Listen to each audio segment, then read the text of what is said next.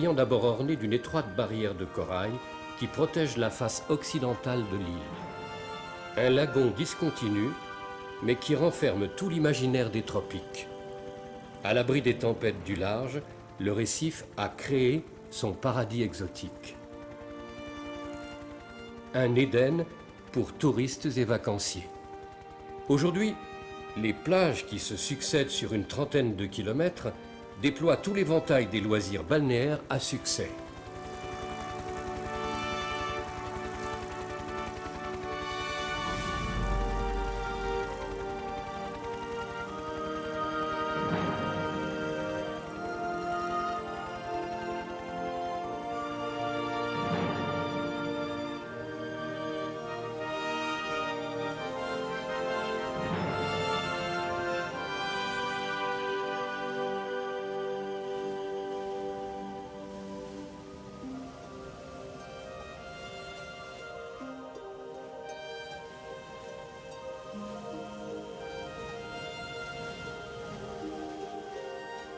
Les sports de glisse le disputent à la voile, à la plaisance et à la pêche sous toutes ses formes.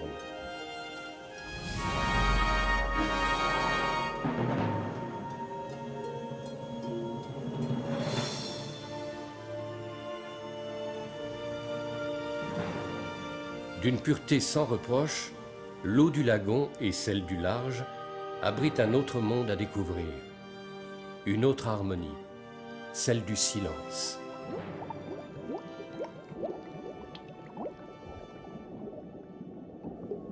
On y croise raies torpilles et raies pastenagues, murènes bienveillantes, au milieu d'un balai de poissons de récifs ou de roches.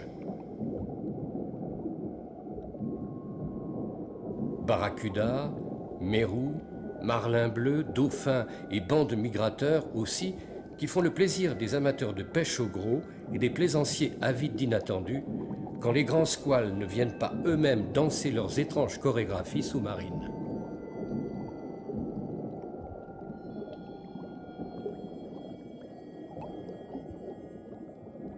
Ou que les baleines se donnent en spectacle pour le plus grand plaisir des Réunionnais. Un rendez-vous devenu annuel. L'île aux baleines existe bien.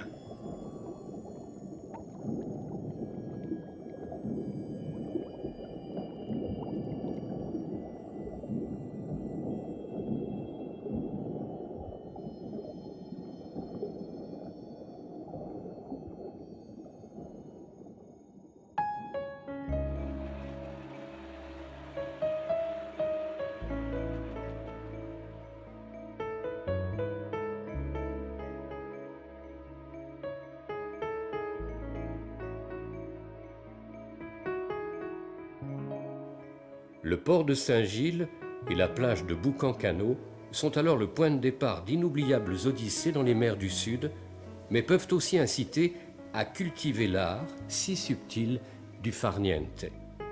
À chacun son choix.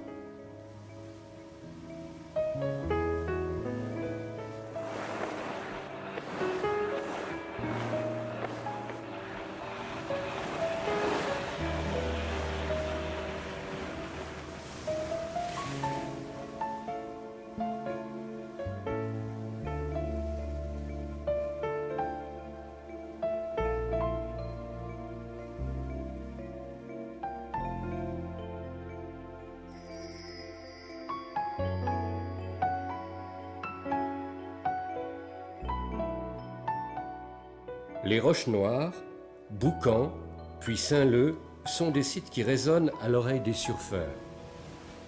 Se succèdent ici quelques-uns des sports les plus renommés. Ils ont acquis stature internationale et figurent au parcours obligé de qui veut tenter de défier les plus grands pour voir son nom s'inscrire au tableau d'honneur mondial.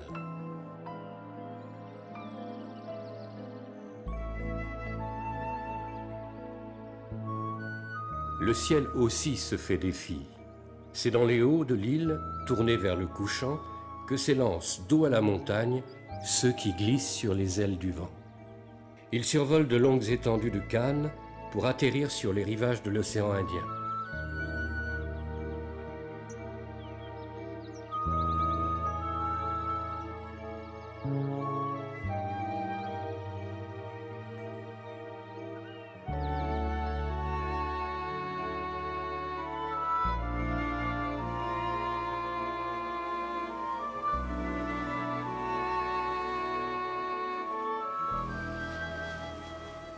Un pas plus loin, et la lutte sans fin entre le roc et l'océan se lie dans la puissance du souffle d'un siphon de lave. Il vient nous dire que le calme n'est qu'apparence et que le Grand Bleu est toujours maître chez lui, qu'il sait traverser la pierre et en sculpter les arches, saper les bases du volcan qui le défie. Deux titans s'affrontent et aucun n'est prêt à céder devant l'autre.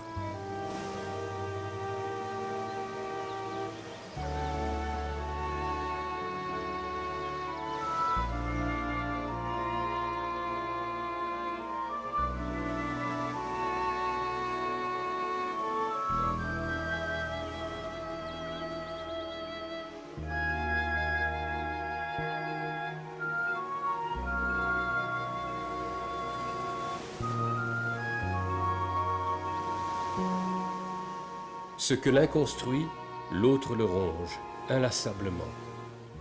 Créer ici une plage d'occasion, comme pour occuper le rival, tout en ressurgissant plus loin. De ce combat sont nés quelques sites privilégiés. La Petite Île, Manapani, Langevin, autant de signatures pour ce sud sauvage, tout en cascades et torrents, affairés à se montrer créatifs, exubérant, verdoyant et jamais en repos, étouffant parfois l'homme de ses taillis, débordant, exaltant, vivant.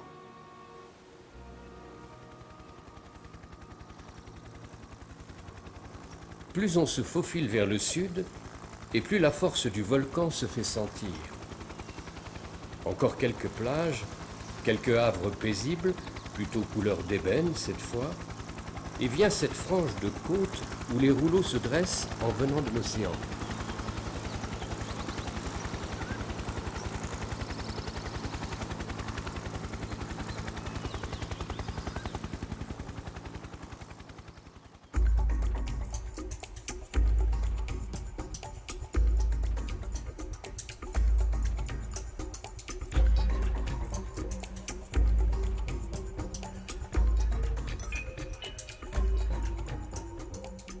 Monter vers le cœur de l'île, en quête de nouvelles émotions, par des chemins presque secrets.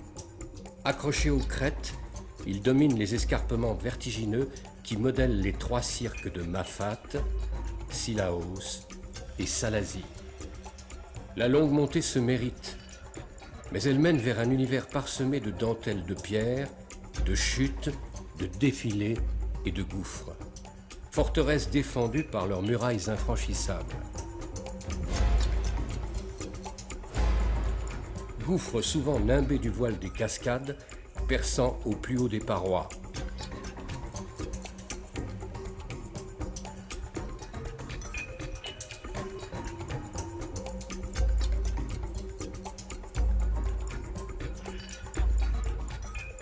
Du haut du piton Maïdo s'ouvre la plongée vers Mafat. L'étrange, le sauvage, le plus chaotique des cirques, au fond duquel la rivière des Galets se ferait des tracés tortueux sur les ruines d'immémoriales coulées de basalte, minées, rongées par l'érosion.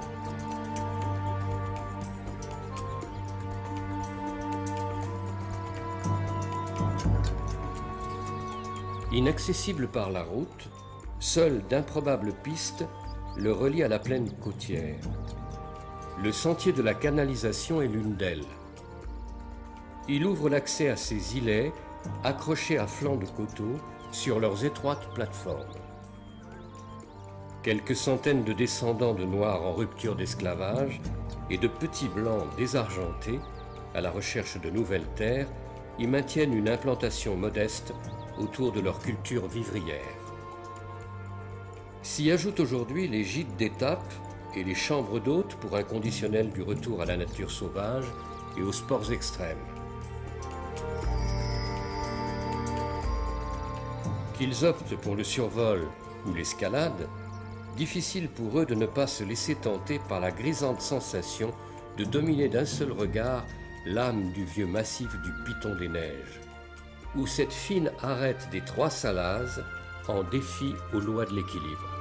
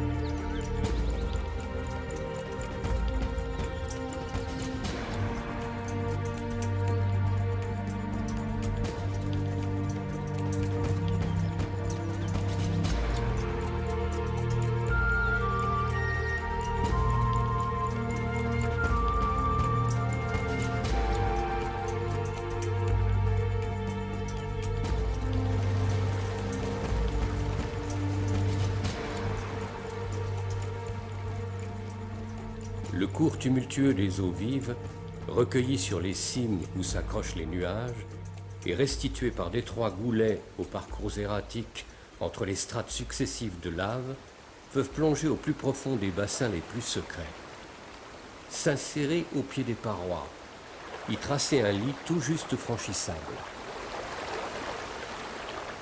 On vient y narguer ses propres limites et se confronter à la fougue des éléments déchaînés.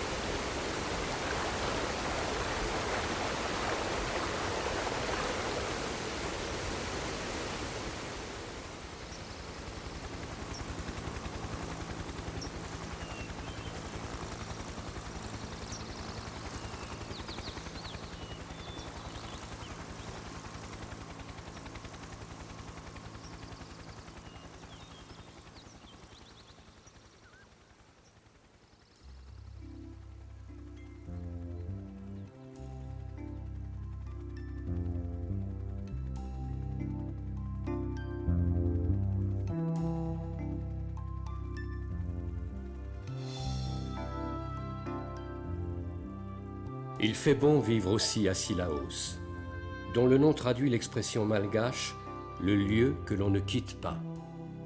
Et pourtant, jusqu'au premier tiers du XXe siècle, on n'y accédait qu'à pied ou pour les plus fortunés en chaise à porteur.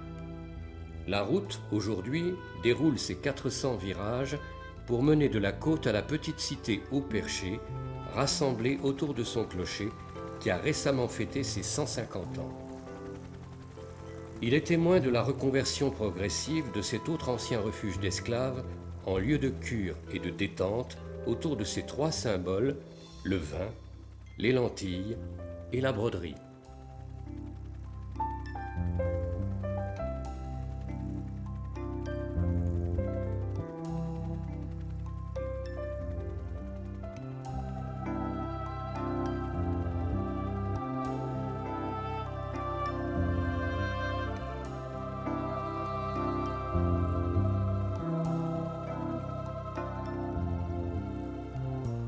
Mais sous la garde tutélaire du Piton des Neiges, du Gros Morne et du Grand Bénard, les randos à dominante sportive se sont taillés leur royaume.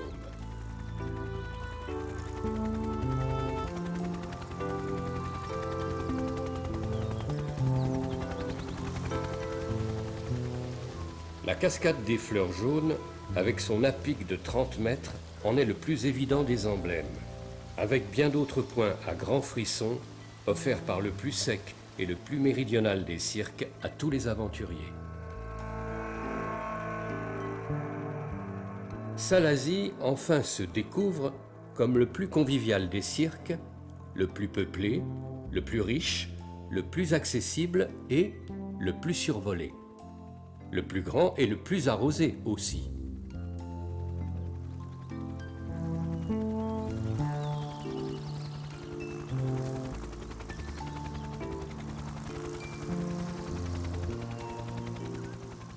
C'est au bout du bras des cavernes et de ces gorges étroites, aux parois de 800 mètres de hauteur, après une longue approche du haut du plateau de Bélouve, que se niche l'impressionnant trou de fer et sa vertigineuse verticalité enjambée par 4 cascades successives.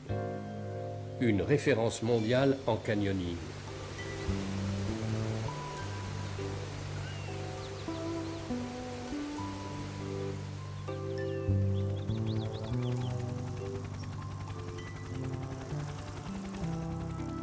C'est sur l'est de l'île que viennent buter les alizés et que se déchire plus souvent qu'ailleurs le ciel des averses tropicales.